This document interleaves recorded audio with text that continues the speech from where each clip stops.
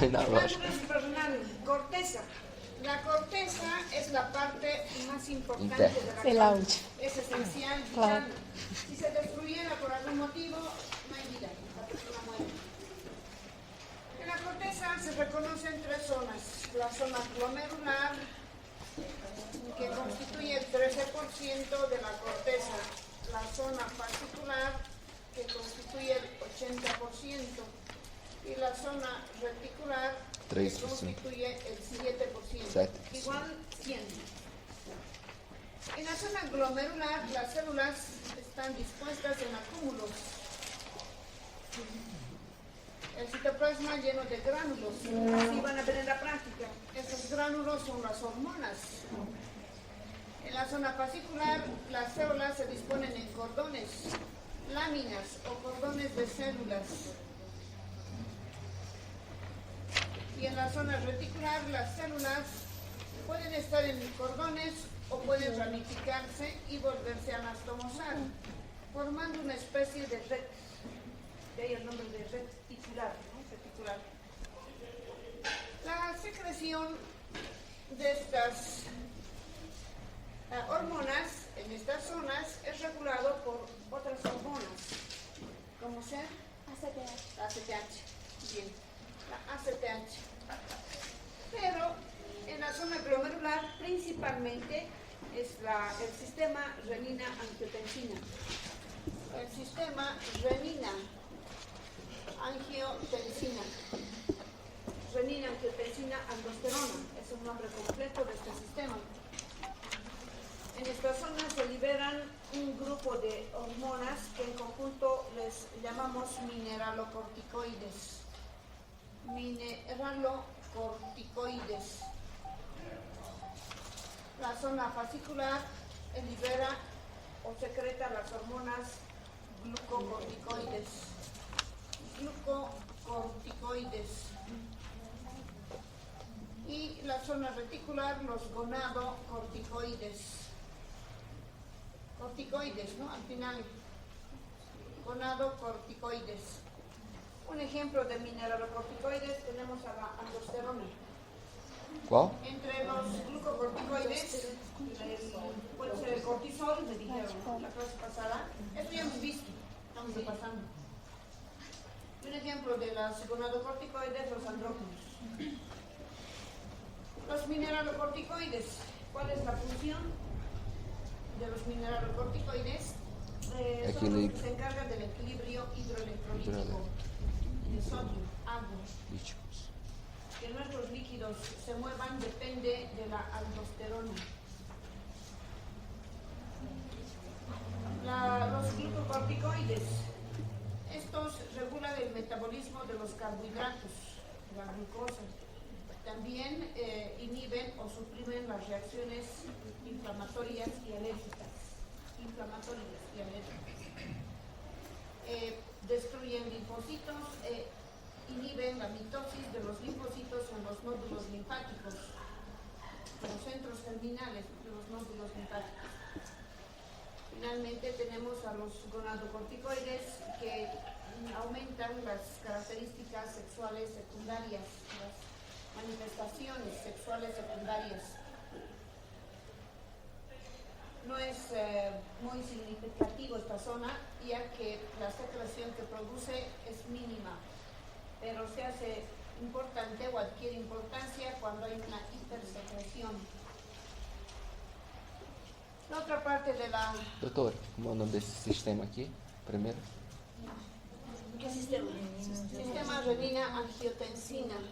Obrigado. Corteza, médula. La otra parte de la glándula es la médula.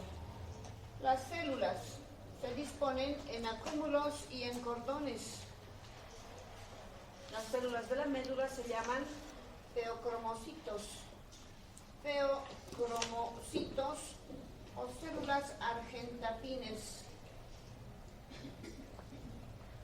o cromapines.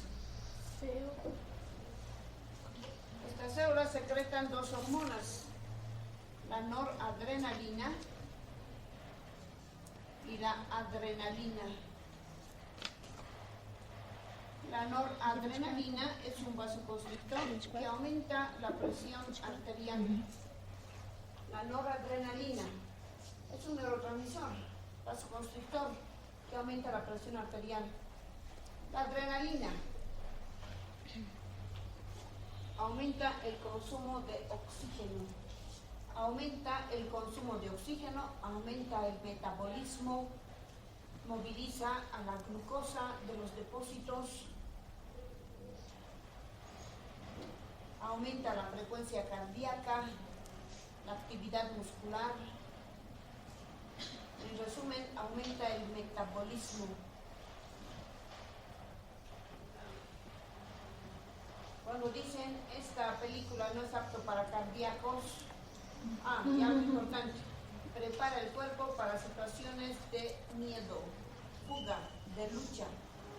Prepara el cuerpo para situaciones de miedo, fuga, o huida, ¿no? O lucha. Cuando uno se asusta, ¿qué pasa? El corazón empieza a latir más rápido. ¿Por qué? Por la adrenalina, que aumenta la frecuencia cardíaca. Aumenta la respiración, la frecuencia respiratoria, el consumo de oxígeno. Sí. ¿El aumento de adrenalina causa mal? Sí, Sí.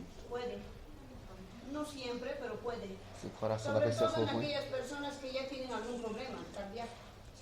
Por eso dicen, no vea esta película. O no es apto para cardíacos, porque se puede producir un paro cardíaco, ¿no? Não é para Dicen, menor de vea esta 18. película, secreto de adrenalina. Dicen, ¿no? ¿Por qué? Porque uno ve y se asusta. Y en la noche no puede dormir con el susto. Não vai ter interrupção. Algunas personas cuando no estudian también secretan adrenalina, ¿no? En el examen. E muito, doutor, e muito. Quando estuda também. Quando estuda também. Pero hasta ahora nadie ha muerto. Porque todos están bien del corazón. Na hora do exame, a adrenalina está lá. Es un neurotransmisor. Vasoconstrictor. Aumenta Y al ser un neurotransmisor, Não, actúa a nivel de vasoconstrictor. las fibras, Aqui, a adrenalina que aumenta o metabolismo. en los receptores de las células. Quando esse aumenta, esse diminui. Eles sempre estão Entonces, a assim. su vez, actúan en ciertos sistemas, como la mente psíquica, por ejemplo. Y estos, a su vez, actúan sobre los organismos en cadena, ¿no? Vasoconstrictor, vasoconstrictor. Que tienen Constríntico. funciones específicas. Y en resumen, aumentan el metabolismo, el consumo, la frecuencia respiratoria, la frecuencia cardíaca. Cuando una persona está en el aeropuerto cometiendo algún acto ilegal, los narcotraficantes, por ejemplo, ¿por qué en los aeropuertos fácilmente les detienen? Porque están con miedo, porque están haciendo algo malo. Las personas que no están haciendo nada malo pasan tranquilamente, pues, no tienen ningún problema. E se o Pero cara las tivesse personas que están depois? haciendo algo indebido tienen miedo. Y al tener miedo, la glándula suprarrenal libera la adrenalina. Y esto no se puede controlar. Aumenta la frecuencia cardíaca. Y entre tanta gente, ¿no? En el aeropuerto hay tanta gente, pero hay uno que está nervioso, que está transpirando, que está pálido, que está con miedo, tembloroso. Es fácil. Inmediatamente se detiene Porque a adrenalina da pra outra perguntar. también sudorosas, temblando. También cuando una persona está con alguien, ¿no? O sea, Secreta adrenalina. Está Pero com tiene miedo, ¿no? Quando está o quê? cuando está con alguien. Otra glándula es la glándula pineal. Sus células son los pinealocitos. Los pinealocitos. Mas eu sei. Esta es la célula, la secretora de Janina. hormonas de la glándula pineal. Se comporta. Y la hormona que secreta el pinealocito es la melatonina. Melatonina. Melatonina. No dije melanina. Que é Melatonina. melatonina? La melatonina es la hormona del sueño porque produce somnolencia. Regula o ciclo del sono. Solamente se secreta por la noche, aunque patológicamente algunos secretan de día, ¿no? Siempre están durmiendo. Toda hora. Esta hormona se secreta solo de Já noche. perguntar, qual é a hormona desse sonho? ¿Y Na cómo sabe, meditação? cómo sabe que tiene que explicarlo con algo? Porque los rayos ultravioletas son los que inhiben. Al no haber sol, empieza a secretarse. Además, de melatonina se secreta otra hormona, la serotonina. Esta sí se secreta de día, pero la que se secreta de noche y la que produce el sueño, la somnolencia, es la melatonina. ¿Qué hace la serotonina? Es otro organismo, también produce vasoconstricción. Bien, habríamos terminado sistema endocrino. Vamos a pasar a piel y tegumentos. Piel y tegumentos, o sistema tegumentario. Sistema tegumentario. Sí. ¿Sí vive con un ejemplo? ¿Se vive con una glándula?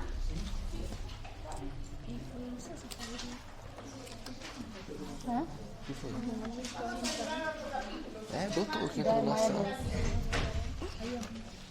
O si quieren, piel y faneras. Es lo Misma mismo. yo. Piel y anexos, es lo mismo. Piel y faneras. Vamos a repasar un poquito de la piel. La piel estaría formado por un epitelio y tejido conectivo.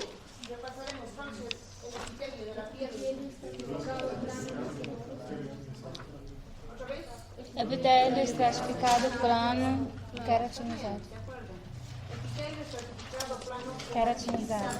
Es el epitelio de la piel. La piel, vamos a empezar primero por la piel y luego hablamos de los anexos. Además de la piel, los anexos serían las glándulas. La glándula sebácea, la glándula sudorípara, el pelo y la uña. Estos son los anexos de la piel, o los derivados de la piel. Hoy vamos a hablar solo de la piel. En los anexos, la siguiente clase.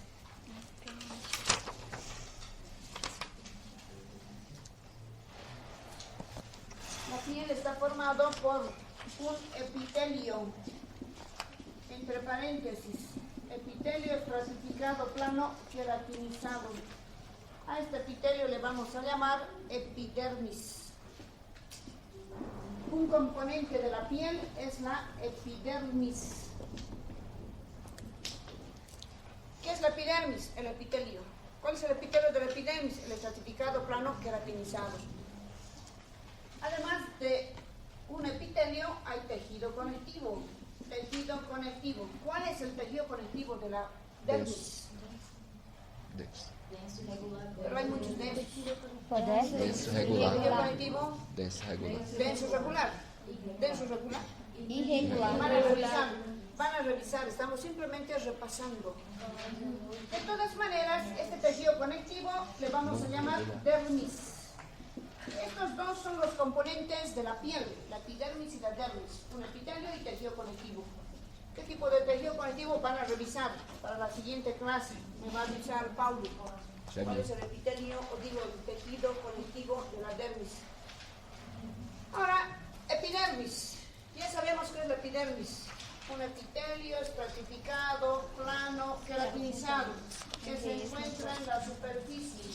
Por lo tanto, si se encuentra en la superficie, la primera función de la piel es la protección. Bien, la protección. Pero la piel no solamente protege, también secreta. Otra función de la piel es la secreción, otra función es la absorción, otra función es regular la temperatura.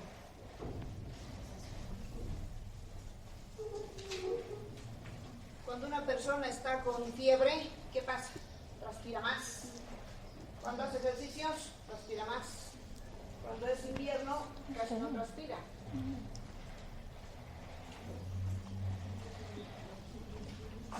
Epidermis. En la epidermis se tienen estratos de la epidermis. Los estratos de la epidermis son los siguientes, yendo de la base hacia la superficie. Tenemos al estrato basal o estrato germinativo.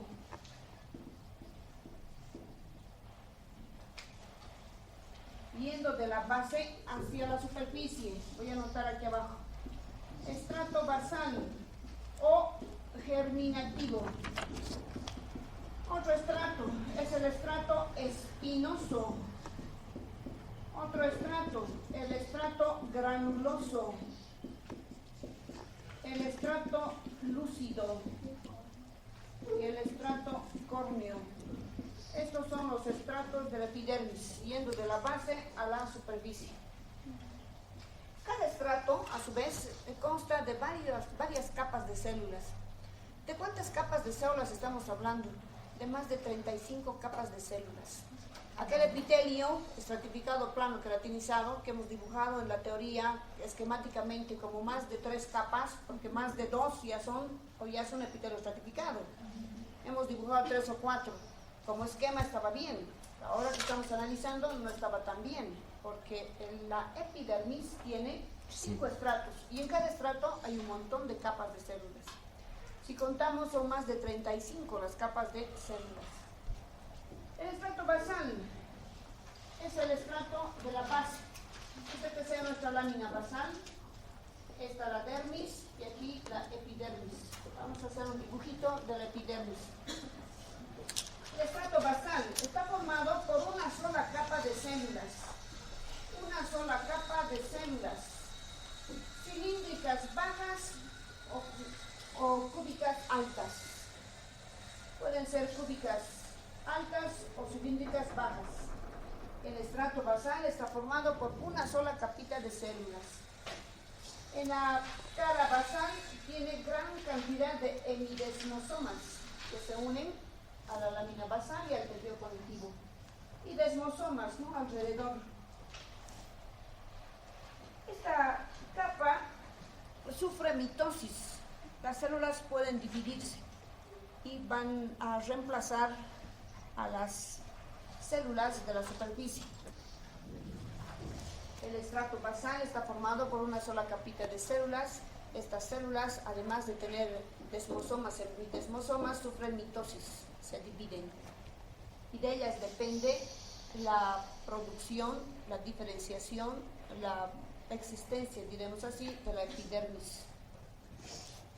Estrato espinoso. El estrato espinoso está formado por entre 3 a 5 capas de células. Estas células son poliédricas, poligonales, que se van aplanando hacia la superficie. Una característica importante de estas células es que su superficie está cubierta de espinas, de ahí el nombre de estrato espinoso. La superficie presenta espinas o pequeñas prolongaciones citoplasmáticas. Prolongaciones citoplasmáticas cortas, cubren toda la superficie. Forman una especie de puentes celulares. Estos dos estratos constituyen la red o estrato de Malpighi, término ya conocido por ustedes. ¿Dónde hemos hablado de este término? En el vaso. No tiene nada que ver con el vaso. Aquí estamos hablando de la red de Malpighi. En el vaso hemos hablado del nódulo esplénico de Malpighi. El término es el mismo, pero no tiene nada que ver uno con otro. La red de Malpighi está formado por los dos estratos, basal y espinoso.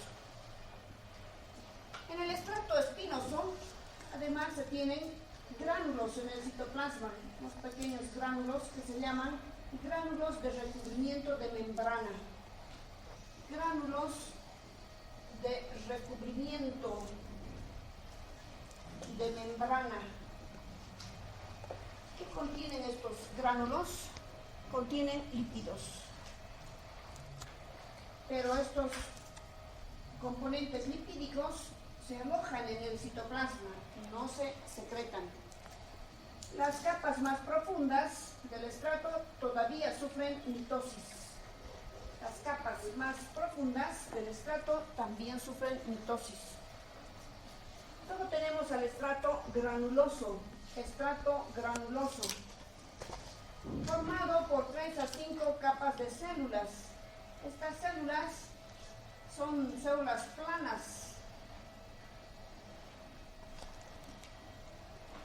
Su citoplasma está lleno de gránulos. Los gránulos se denominan gránulos de queratohialina. De ahí el nombre de estrato granuloso, porque contiene gran cantidad de gránulos. Los gránulos se denominan gránulos de queratohialina. Además de gránulos de queratohialina, también tienen gránulos de recubrimiento de membrana. Gránulos de queratohialina. Gránulos de recubrimiento de membrana. A diferencia de los gránulos de recubrimiento de membrana del estrato espinoso, en este estrato estos gránulos se liberan, se expulsan al espacio intercelular, es decir, se expulsa grasa al espacio intercelular, lo que va a impermeabilizar el estrato. Este estrato es impermeable.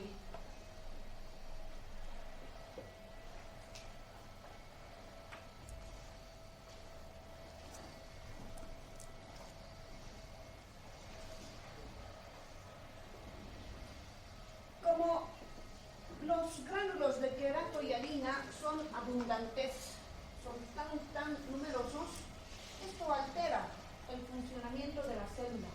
Recuerden que cuando se producen cantidades excesivas, estos deben pasar por la vía lisosómica para preservar la vida de la célula.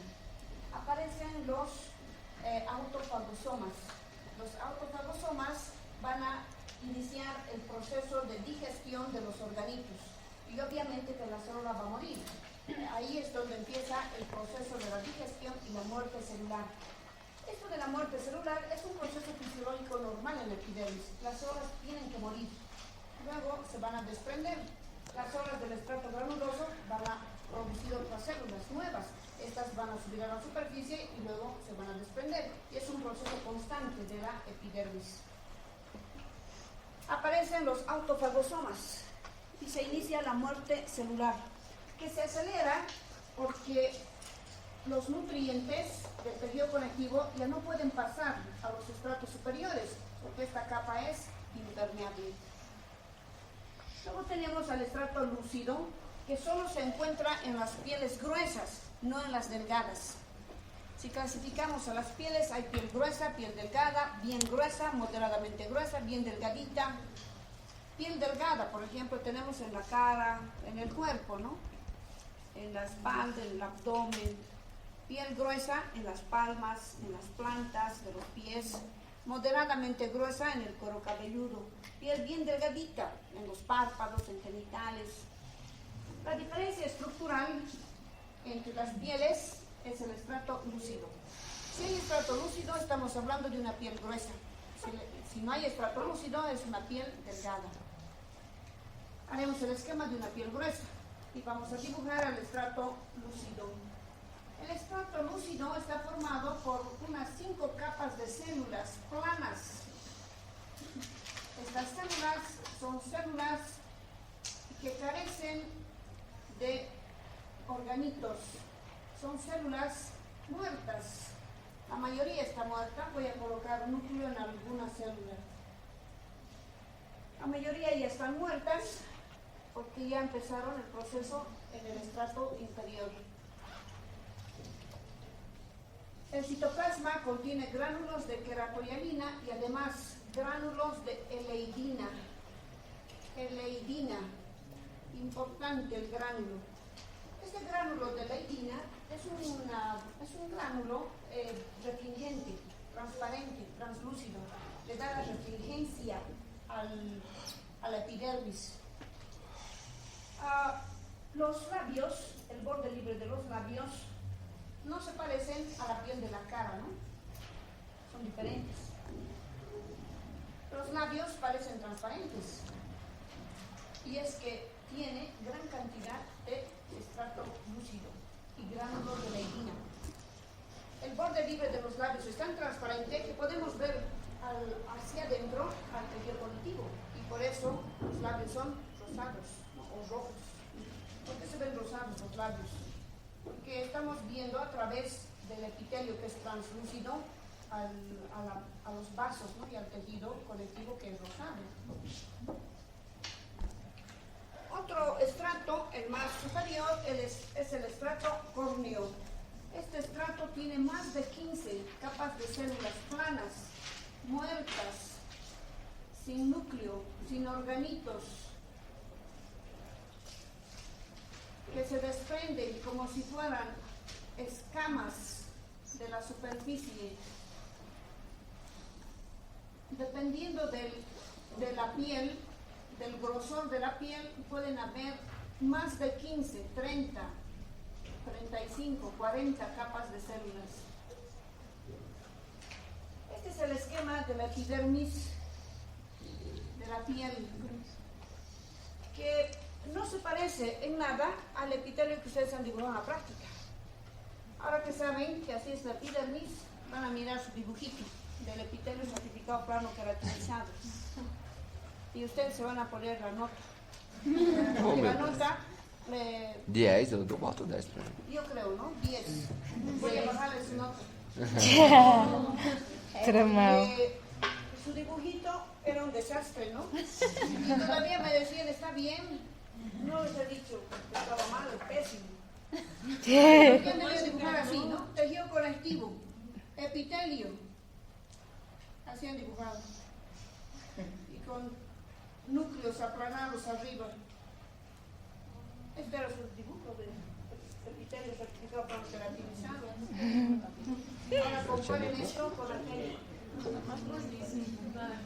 Nada que ver con eso, nada que ver. Debía haber por 0, ni siquiera 10. Por esto, 0, porque no se parece en nada. Doutora, é tão legal. Porque no quería dañar sus sentimientos. Que buena, doutora. Buena Pensa escolha. isso quando for corrigir minha prova. Pero ahora van a arreglar, ¿no?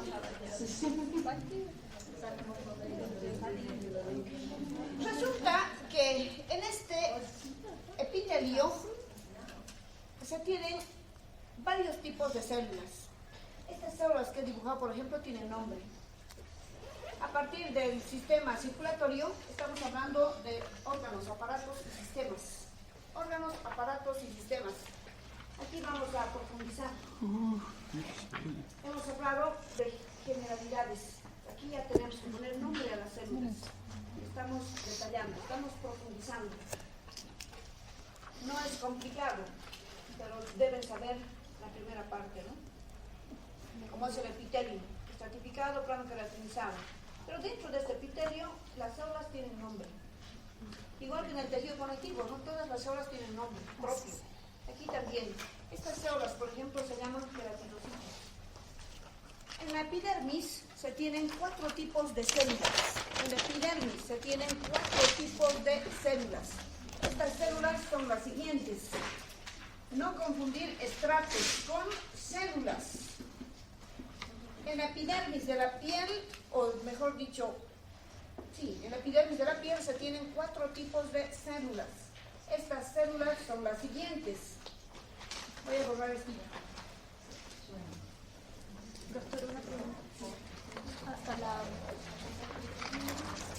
Hasta el estrato lúcido sería una piel gruesa, sí, ¿no? No, piel gruesa es todo esto. Todo eso. Y una piel delgada sería hasta el estrato granuloso, ¿sí? Van a sacar foto, pero solo de la pizarra. Sí. No conmigo. Vai pro Face, doutor.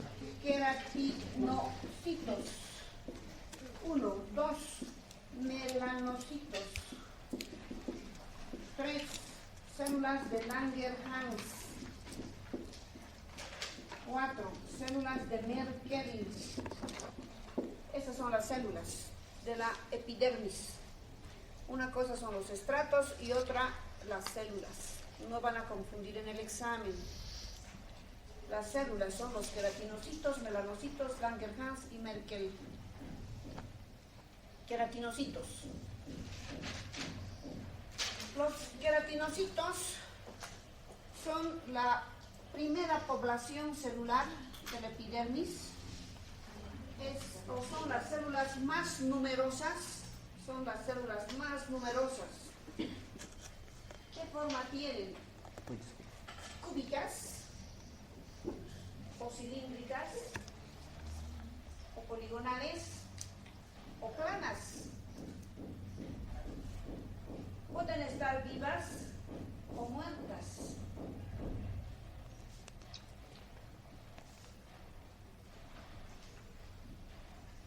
¿En qué estrato estarían los queratinocitos?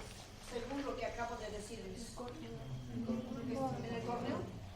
Pero en el córneo son las células cúbicas. Polígonos. O cilíndricas. En el lúcido las células son planas. Y también les dije que pueden ser cúbicas o cilíndricas. Todas las células que he dibujado se llaman queratinocitos, que pueden encontrarse aquí y están vivas. Pueden ser planas, pueden ser poligonales, pueden estar muertas. Vai depender do extrato. Depende del estrato, pero en todos los estratos están las células queratinocitos. De hecho, la organización estructural de la epidermis no es más que el reflejo de la vida de un queratinocito, que se produce, se diferencia, se desplaza, muere y se desprende. Todas las células que he dibujado son queratinocitos. Las otras todavía no he dibujado, vamos a incluir. Los queratinocitos son todos estos.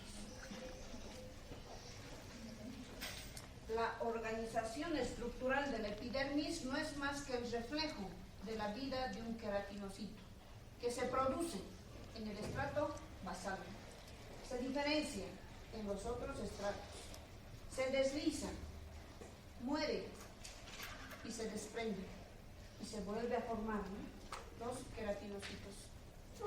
Esa sería la población más numerosa de la epidermis, la población más numerosa. Melanocitos, segunda población celular, melanocitos. Melanocitos. ¿En qué piensan cuando hablamos del melanocito? Melanina. Bien, en melanina. Los melanocitos son células que se encuentran en la red de Malpighi. En la red de Malpighi.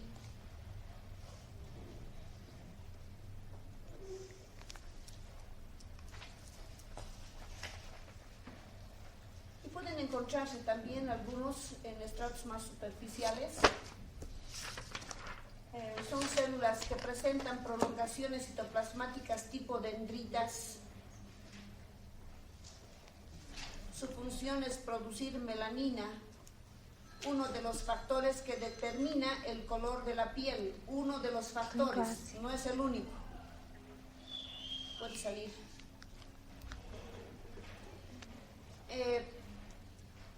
Los melanocitos producen melanina, que sería uno de los factores que determina el color de la piel, pero no es el único.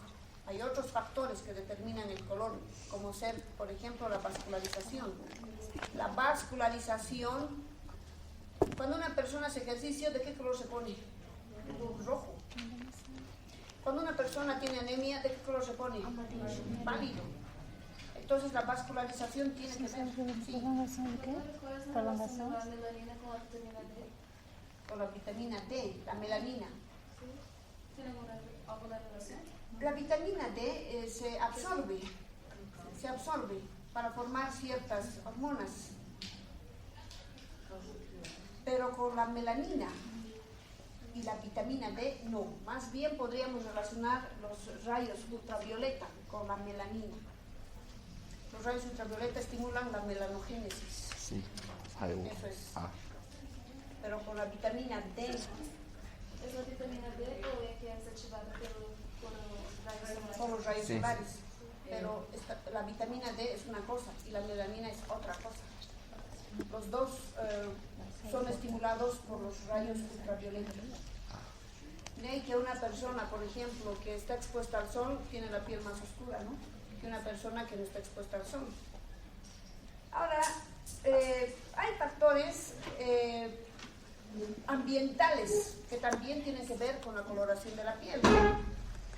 Hemos hablado de la melanina, la vascularización. factores ambientales como los rayos ultravioleta, también factores hormonales. Una embarazada, por ejemplo, adquiere ciertos colores, ¿no? Un color más oscuro en la cara y algunos lugares del cuerpo. Factores hormonales, factores ambientales. Los carotenos también tienen que ver con la coloración de la piel. Los carotenos se encuentran en los vegetales, por ejemplo en la zanahoria. La zanahoria es rico en carotenos, que le da el color amarillento a la piel. Las personas que ingieren vegetales, como son las zanahorias, por ejemplo, tienen la piel más amarillenta. Doctora, Sí. la última pregunta, por favor. ¿La melanina cómo afecta al vitiligo? O sea, falta No de hay melanina. En el vitiligo no hay melanina, no se produce melanina.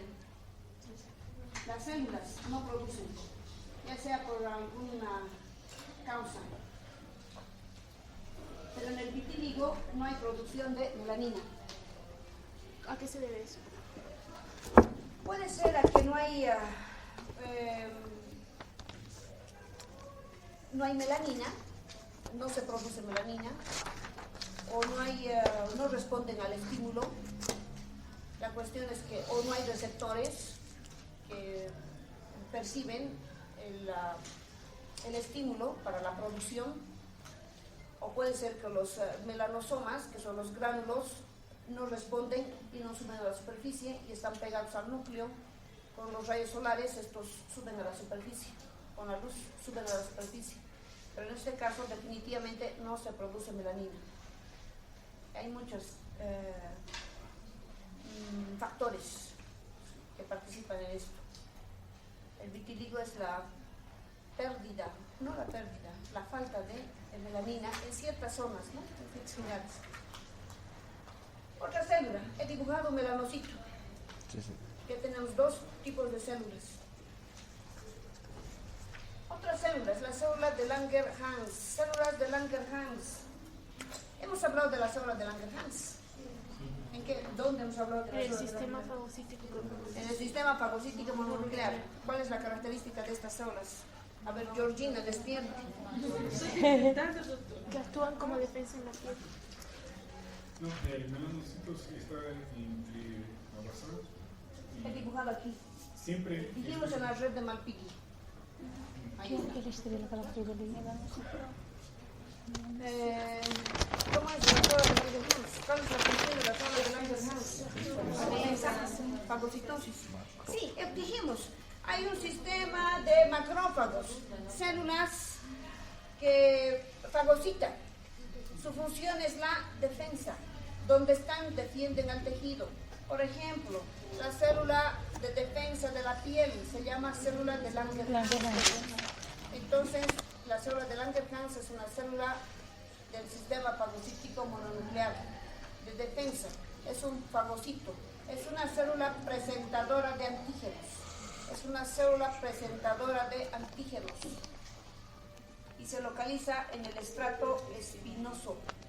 Se localiza en el estrato espinoso. Tiene también prolongaciones citoplasmáticas tipo dendritas. Prolongaciones citoplasmáticas tipo dendritas.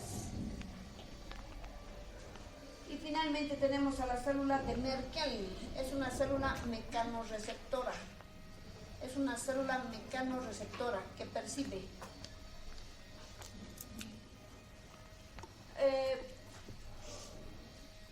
Casia, ¿puedes decirnos el concepto de un epitelio?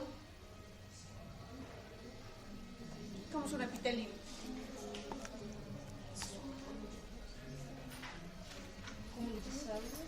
Es un acúmulo de células. ¿Qué más? La célula superficie. Que se encuentra en la superficie del cuerpo. ¿Qué más? Tiene la función de protección. Que protege. Ya. Absorción. Ya. ¿Qué más? ¿Tiene vasos? Sí. No. ¿Tiene nervios? No. Es vascular. Si no tiene nervios, a ver, pasen su mano por la superficie, ¿por qué sienten? Porque es. Si dijeron que no tiene nervios. no tiene vasos. Esta célula de Merkel Acho que es una célula mecanorreceptora que se encuentra en el estrato basal o germinativo. Tiene prolongaciones citoplasmáticas que se relacionan con fibras nerviosas intraepiteliales. Voy a dibujar a la célula de Merkel. Célula de Langerhans, una célula de Langerhans que tiene prolongaciones citoplasmáticas tipo dendritas. No estoy diciendo que tiene dendritas, sino que se parecen a las dendritas. Y una célula de Merkel, voy a dibujar aquí. Esta célula de Merkel, que es una célula pequeña con prolongaciones citoplasmáticas, estas prolongaciones citoplasmáticas se ponen en contacto con las fibras nerviosas que pasan la lámina basal y se unen a estas células. Y esas son las que perciben esa sensación cuando pasamos la mano por la superficie. Sentimos cuando pasa el viento también, ¿no? Sentimos. Gracias a las células de Merkel, que son células mecanorreceptoras. Localización estrato basal. Y son las que perciben las sensaciones.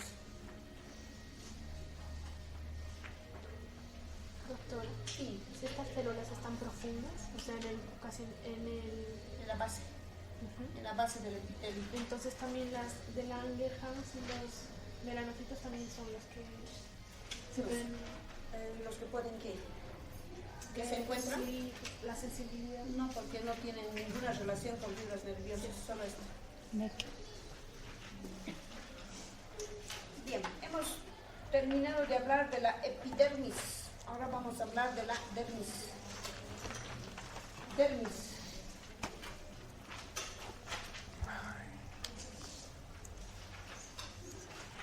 De la superficie.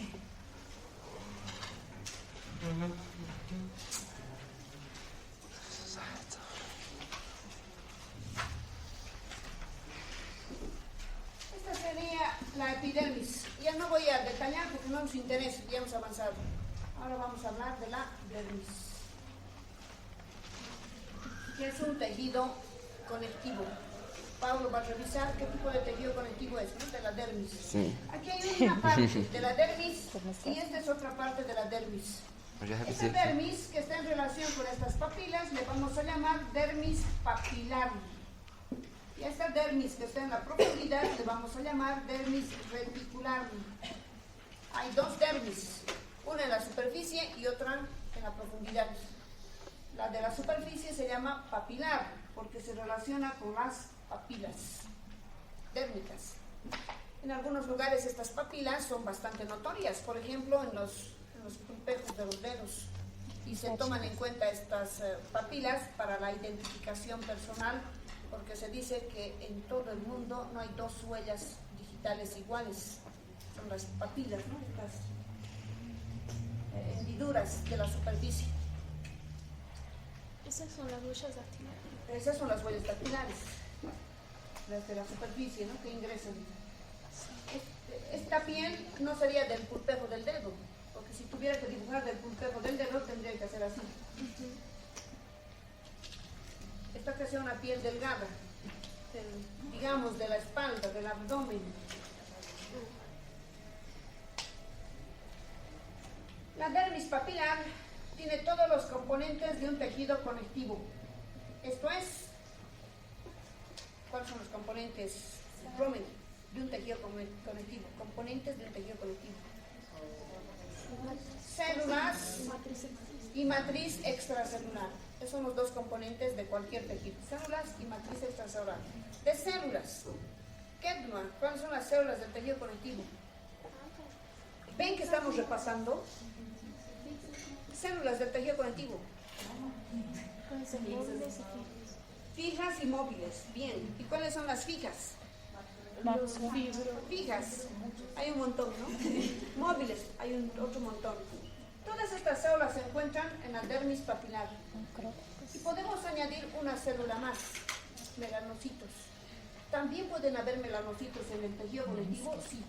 Eso explica cómo cuando se produce, por ejemplo, pérdida de la epidermis, una quemadura, sale la epidermis.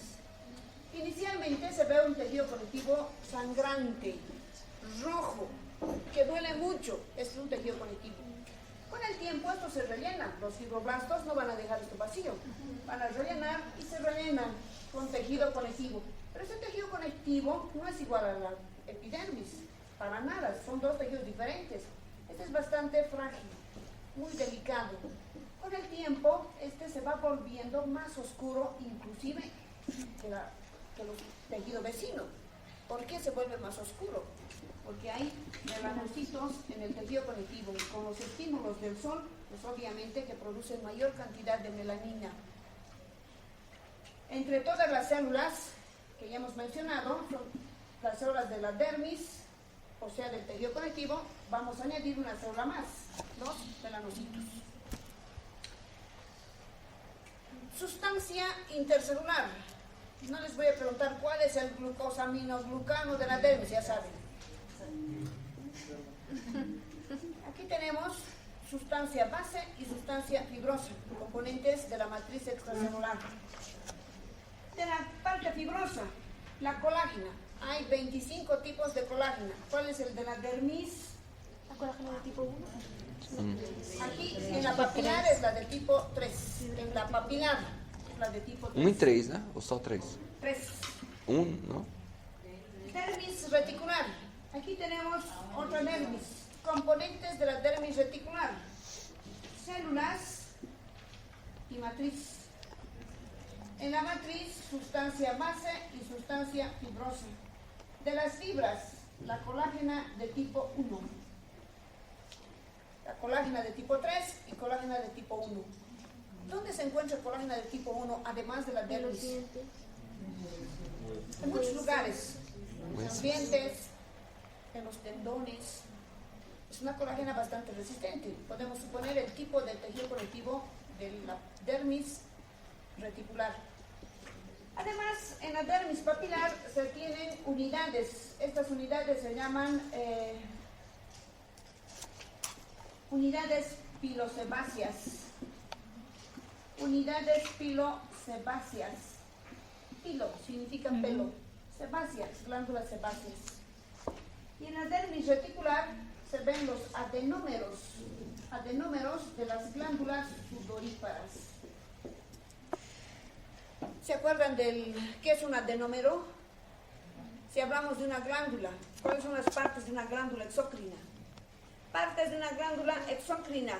Y son partes de una glándula exócrina. Maicon. Uno es el conducto y la otra parte es el adenómero. El adenómero es la unidad de secreción. Aquí decimos que se ven los adenómeros, o sea, la unidad de secreción de las glándulas sudoríparas. Y en la dermis papilar se ve el conducto de secreción.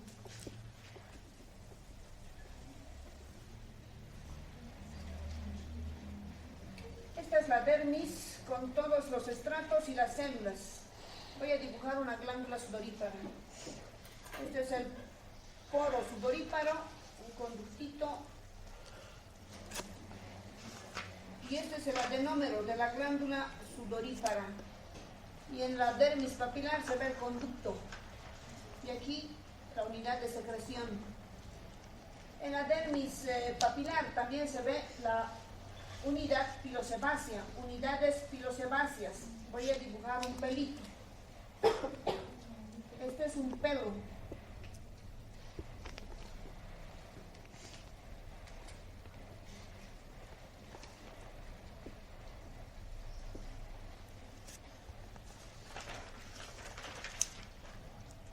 Esta es la unidad pilosebácea. El pelo, y al lado del pelo una glándula sebácea. O pueden haber varias glándulas sebáceas. Y junto a estos, el músculo erector del pelo. Estos tres componentes constituyen la unidad pilosebácea. El músculo erector del pelo, la glándula sebácea y el pelo. que se ve en la dermis papilar. ¿Cuál es el músculo? Estos vendrían a ser el músculo erector del pelo. Estos vendrían a ser los anexos. Anexos de la piel o los derivados de la piel, porque derivan de la piel. Y debajo de la dermis reticular se encuentra la hipodermis, que es un tejido celular subcutáneo o grasa, o el tejido adiposo blanco, que no es parte de la piel. La piel solo está formado por la epidermis y la dermis. La hipodermis es la grasa que está debajo de la piel. Se llama hipodermis, la grasa que está debajo de la piel.